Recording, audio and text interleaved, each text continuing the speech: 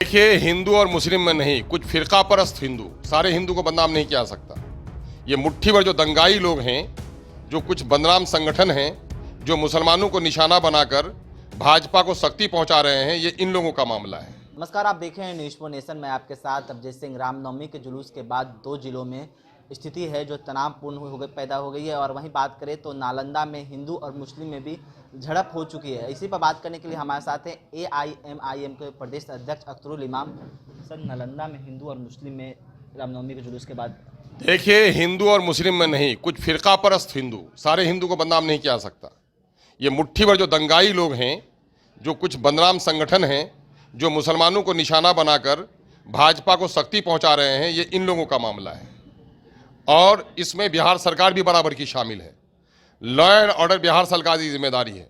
और इस वक्त राम जैसे पवित्र और महान का नाम लेकर के जिस तरह से तांडव मचाया गया है, मैं समझता हूं कि राम के आदर्शों का हनन हुआ है।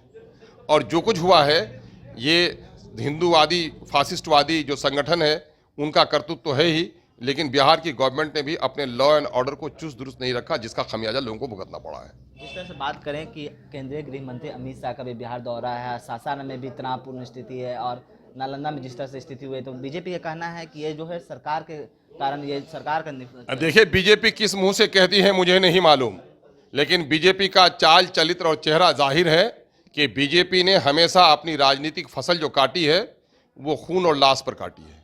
उन्होंने हमेशा तनाव के मैदान में ही अपनी राजनीतिक रोटी सेकने का काम किया है और तनाव की आग को सुलगाने में उनका बड़ा रोल रहा है। इस मामले में दूध का दूध और पानी का पानी हुकूमत को करना चाहिए। जो लोग इस साजिश में शामिल हैं, जो लोग वहाँ दंगा भड़काने में थे, उनको हथकड़ी लगाए, उनको जेल भिजवाने का काम करे। जिनकी दुकानें जलाई गई हैं, जिनके मकान लूटे गए हैं, सरकार उनको मुआवजा दे। मस्जिद तोड़ी गई, मस्जिद के मीनारे पर झंडा लगाया गया, इससे ज़्यादा बिहार के सेकुलरिज्म का अपमान और क्या हो सकता है। ये बुद्ध की धरती है, ये महावीर जैन की धरती है, सूफी मुनेर की बस्ती यहाँ पर है, और इस तरह का मामला हो रहा है। और उस मुख्यमंत्री की हुकूमत है जो ये कह रहे हैं कि करप्शन में और कम्युनलिज्म में हम जीरो टॉलरेंस का व्यवस्था रखते हैं, हम किसी मामले में बर्दाश्त नहीं कर सकते। क्यों हो रहा है मुख्यमंत्री जी ऐसा? क्यों हो रहा है? आज फसाद हुआ था, लालू जी पहुँच गए थे उसी ज़माने में उड़कर वहाँ पर, लेकिन तेजस्वी जी चुप हैं, लब नहीं खुले उनके। क्या वजह है?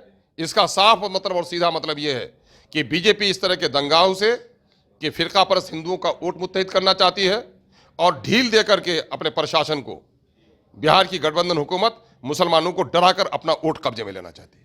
तो आप क्या कुछ मांग करते हैं इस दंगे को लेकर? मेरा मांग ये है कि अगर गद्दी पर बैठने के लायक ये हुकूमत है तो फौरन उन लोगों की गिरफ्तार करे, जिनकी दुकानें जलाई गई, जिनका मकान लूटा गया है, उनको उनका मुआवजा दे। जो लोग जख्मी हुए हैं उनका इलाज करे, उनको मुआवजा दे।